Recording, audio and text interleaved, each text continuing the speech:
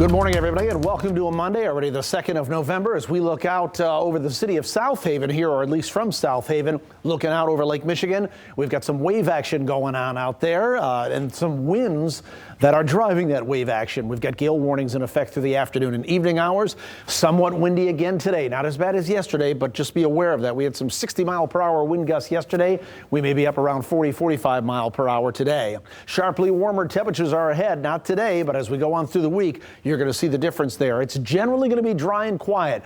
Yesterday was the worst day out of the entire bunch because we had snow, it was cold, it was raw, it was windy. Today's a little bit better, and then the next several days are going to be much better. As we spin the lower 48 states around here, I'll take you down to the Caribbean Sea, where people love to vacation. I've been down there several times. You can see this massive amount of cloud cover just swirling. That is Hurricane Ada. It is a Category 2 right now, and you're thinking, oh, why do we care about it? It's going to slam into Central America and won't bother us in the United States. Well, there's a couple of things to let you know about this one. It is a Category 2, 110-mile-per-hour winds. The water is very warm down here, and that's what these things feed off. This is going to be a life-threatening situation for the folks of Central America. We're talking specifically Nicaragua, also Honduras, Guatemala, Belize, the Yucatan.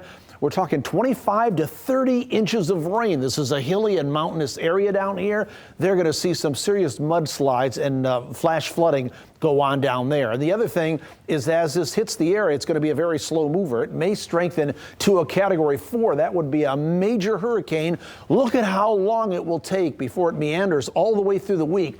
Here's the caveat here. As this goes back out, it may reemerge into the Western Caribbean and then make a run for Florida next week. That we have to continue to watch, so stay tuned to later forecasts on that. But this is going to be a horrible situation for these folks down here in Central America. Here's the forecast model run for rainfall for them. Look at this, 20, 25, 30 inches will be likely with this system across the area. So I know we're going to hear a lot more about that. Again, that is Hurricane Ada. As we look at what's going on here, there may be a flake or flurry over towards Saginaw, but we've got just some high and mid-level clouds kind of in and out of the area. So we'll call it partly cloudy today. Temperatures in the upper 30s to low 40s. Right now, the warm spot, Muskegon at 45, but with the wind, it doesn't necessarily feel like that. It's going to feel like it's in the 30s all day. Here are the wind speeds and gusts. The bigger, wider number is a 2-minute sustained wind. The G numbers represent the gust. This is at noon, and as we go through the afternoon, look at the way the colors ramp up with orange and red. By the time we get into the dinner hour, we have sustained winds at 15 to 25 miles per hour. Even as we go through the evening, the winds come down a little bit, but they're still prevalent even at midnight, and we stop the clock.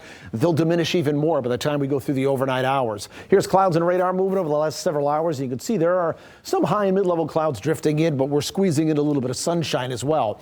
Problem is the temperature is only going to go into the mid to upper 40s, and with that biting west-southwest wind at 15 to 25, it'll feel like 30s the rest of the day. We'll see partly cloudy skies, certainly windy and cool. And as we look at our future track computer forecast model, what you'll see here is there's not much going on. There's a big lack of weather systems.